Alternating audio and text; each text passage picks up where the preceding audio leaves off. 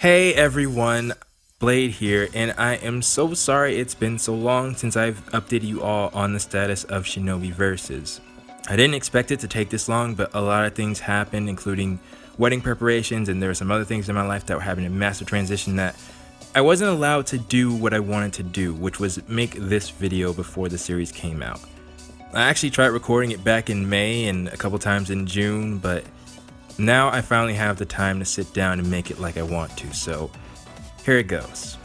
When I started Shinovi Versus, I wasn't completely sold at first, but then I saw a really good story moment from a certain character, I don't want to spoil anything, that I enjoyed better than I did in the first game, and had a phenomenal fight against a new character, which I kind of teased at the end there, and I think it's actually my favorite in the series so far. Now I was thinking, okay, cool, we got a good start. But then I stopped recording and I had some time to think, and something wasn't sitting right with me after I had time to digest everything. It took me a while to come to the conclusion on what that was, but let me tell you all right now. It's something I've kind of been saying throughout the series, but let me be direct. I've never been one to want to play a game that was mainly based around fan service. When doing the crossover game, I genuinely had no plan on trying the series until I saw Homura's combat and Yumi's, quite frankly, everything, making me feel like there'd be more to the series, as well as me thinking that the series would do well on the channel, after asking you all if you thought I should play the series. And when people told me when I was playing Burst Renewal that the fan service got worse, I honestly didn't believe them. I was thinking, how on earth could it get worse than Burst Renewal? Like, it's pretty intense already. And I knew the graphics were worse than Shinobi Versus, so I didn't think it'd be a problem. However, after playing it, there were certain features that were in there, and even the animations themselves. Even though the graphics are less, the fan service is definitely more intense, and you can tell it's having more of a focus. Like, I will say I've seen Yozakura, and she seemed more elegant in Burst Renewal versus...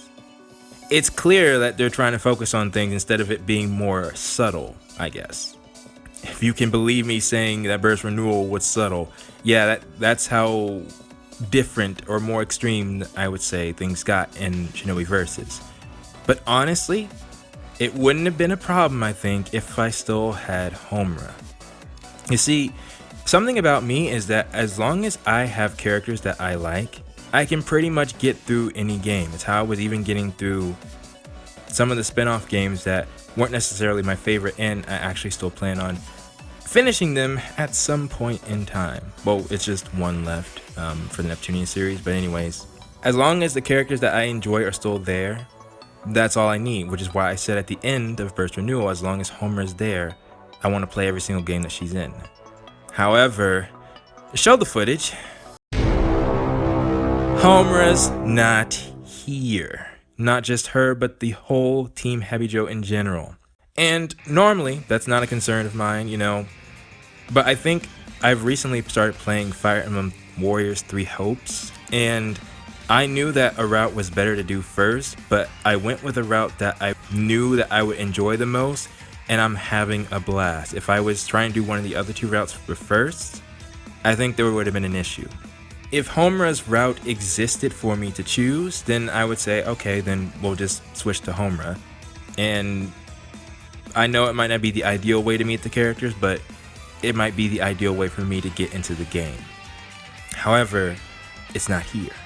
And it might exist later, you know, I might have to unlock it. I might be able to play as them in other routes. Nevertheless, for the moment, it doesn't exist. And normally that's not a bad thing, but then you have to add in what I think about Team Hanzo. Because remember, while I was excited about Team Hebijo's route, Team Hanzo's route made me feel like I wanted nothing else to do with the series. It's not to say that I didn't like them, it's just they didn't draw me in enough to say, oh yeah, I definitely want to see more of this team. Certain aspects did, and like I said, there was actually something that was interesting that I saw in the game, but it wasn't enough to quite hook me. So the last thing, and it's arguably the most important thing, would be Yumi. If I was confident in Yumi, then there would also be no issues. However, I'm not. Because as I told people, please don't say anything about Yumi. People said exactly what I was worried about them saying. I heard opinions saying that Yumi was like Asuka 2.0, that she's much worse than Asuka, that the problems that I was having with Asuka I would definitely see in Yumi. I've also heard the opposite, people saying, that they enjoy Yumi, they just thought she wasn't the most interesting character, and this, that, and the third. And I even heard something about Yozakura's personality possibly being different and Yumi's. And remember me saying that as long as the characters I enjoy them, that's all I need?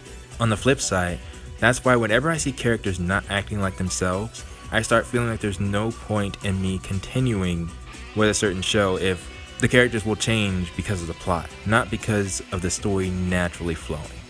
And funny enough, the Neptunius cast tends to be quite stubborn. They do change every now and then, but I think from V2 on, they were still pretty much themselves with some changes here and there that might have made them more favorable or less favorable versions of themselves. But either way, that's what I was really worried about Yumi, because just like I'm telling you guys that a fan service game isn't normally the type of game I like to play, it doesn't matter even if they are my favorite character. I always consider myself like the anti-simp, because even if it's a character I enjoy, if they do something that I disapprove of, I will call them out on it. And whenever I have done that, I've seen some of the worst experiences in my channel so far, including one character who, on paper, should have been my favorite. You couldn't have told me that I wouldn't have liked them. But something happened, and yeah, it's not fun and not an experience I want to go through again. And Yumi is showing me signs that she could, and also could not, be this character. I can see possibilities for both now. And if Yumi, the main anchor that was getting me into the series in the first place, I end up disliking, then I couldn't see myself continuing. So that's why my plan was to play Shinobi Versus, see who the real Yumi is, or at least how she started, and see if I still like her there. If I do, then we would have no problems. But that also removes Yumi from being an anchor currently, and she's still in limbo. So all I have right now is really Team Hanzo.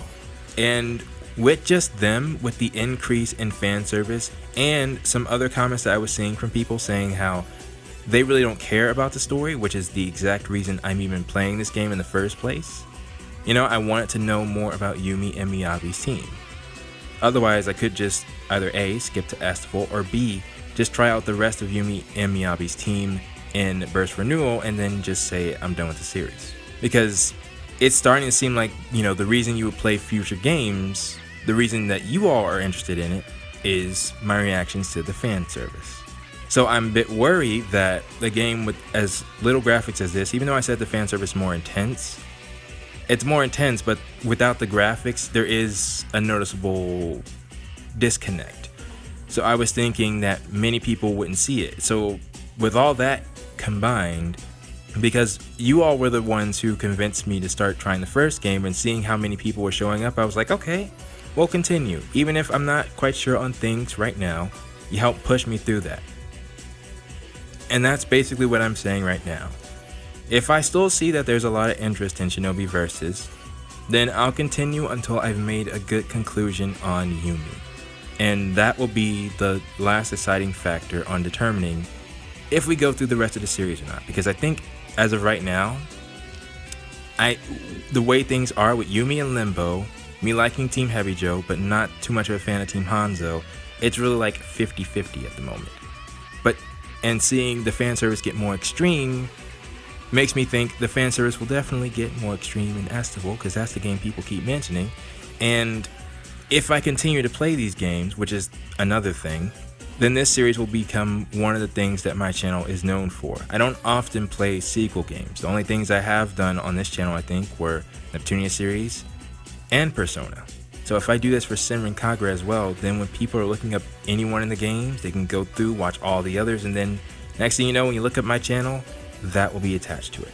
And I'm fine with it as long as I enjoy the characters, because like I said, I was thinking about even putting Homura up on the banner. But Yumi's crucial, but in order to see if I'll like or dislike Yumi, I have to play through Shinobi Versus. So you might be saying, well, wait a minute. But when you use Homura, didn't you really enjoy those fan service scenes? So what's the deal there? And it's true, I did. Like I said, this is complicated, but I think the best way to explain it is it's not something that I go actively looking for, but in games where it's basically begging me to do it, then it almost turns my limiters off for certain characters in question. You see, for me, I have characters that fit the fan service criteria, and that's if A, they either relish in it, or B, they seem like they wouldn't mind or they flat out don't care. Hikage, I think, is the best example for it. I think if Japan's laws were different, Hikage would be doing a lot more than she's currently doing in the game, or at least not caring about showing a lot more than she's showing in the game. So she fits the don't care, and I think another excellent example is like 2B from Nier Automata. She has an excellent reason for not caring. She's an android. Androids do things differently, so for me, I feel, oh, well, there's no issue. Which, on another note, I actually played Nier Automata because I heard it had fan service, and I thought that might be more appealing to my audience, while I could enjoy a serious story on the side. So, but back to this. Homura and Yumi, I feel, fit that category of don't mind. Like, clearly what Yumi is wearing, you can't claim to be modest and wear something like that. It just no. Same with Homura, and she's wearing a thong. Like, it just doesn't work. So with them, I have no issues trying things out, and they are waifu candidates. Both of those combined, they really help. In addition to one more thing, with Team Hebijo and Team Hanzo, my moral compasses are different, I feel. I'll give you an example. When playing Persona 5, for them to kill a character, if they ever did go along doing that, that would be a big deal for those characters. Meanwhile, Team Hebijo, it's like all in a day's work, you know? Or better yet, the difference between Uzume and Kurome, although Uzume will be willing to kill a person, you know? Uzume is more of a pure, kind-hearted soul. And she actually gets embarrassed, in public at least, when it's a fan service moment. If she's just around people that she knows, she has absolutely no problem. She's almost like Hikage in that sense. But if we're talking about Kurome might actually egg you on to do it, so you fall slowly into delusion. Especially if she believes she can get you on her side to do it, I wouldn't put it past her to do. That's the kind of difference I'm having between Team Hanzo and honestly I think all the other teams. Because even Yumi's team, like when I saw Yumi and Yozakura saying they were about to put that person down, I was thinking, alright, yeah, I'm gonna just adjust my moral compass slightly. You know, I have absolutely no problems because, you know, if they're willing to kill somebody, you know, it's like there's a different rating for the other teams versus Team Hanzo, for me. So yes, I'll absolutely admit, when it comes to specifically Hikage, Homura, and Yumi, and most likely a few others of Yumi's team that I am seeing, yes, of course. And one final thing about all this is that you all encourage me. Like I was saying with Nier Automata, I try to do things that I think you all would enjoy. And it's like, if you all want me to go down that path, it's like, it makes my resistance to not doing it much lower. Especially if they're characters I already kind of want to do that with.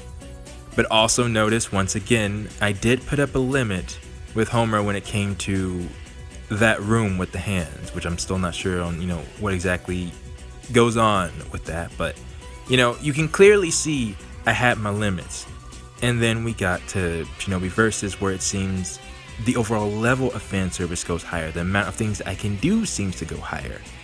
And so, as complicated as it is, it's like, yeah, there are portions where I would be like, yes, I'm all for it, but then my majority setting would be like, no, let's just dial it back, let's just be normal, let's just focus on the normal game, like I did with Yumi in her route. So, if there's still a lot of support with Shinobi Versus, then we won't have any problems as far as everything else that I've listed. It's just Yumi, and seeing where I lie with if I like her or don't. It may not have been my intention to start playing these games, but based on how things worked out, I'm willing to see what happens. But if I don't see much interest, then what I'll do is I'll just play Miyabi's DLC, try out the rest of their team members, and then I'll put the series away, because Burst Renewal truly is all that I think I need. I have all the members, I can fight with them as I please, and if people aren't even interested in watching the story, then you gotta understand, when I hear people say that, it's like, so is there nothing worth in the story to advance? And are you all even going to want to see me play the other games, or are you only interested in certain games? So, like I said, if I see that there's still a lot of support, then we'll be good to continue. But I did want you all to know the feelings that I was feeling. So with that being said, oh, and please don't try to convince me early on if you think I'll like Yumi or not. That's how we ended up in this problem in the first place, guys. People kept on telling me their opinions on Yumi, and I'm like, yeah, see, that's exactly what I was worried about. I was thinking, as long as I could keep, I don't know if you noticed, but in the DLC, I paid close attention to make sure Hikage stayed the same, for that very reason.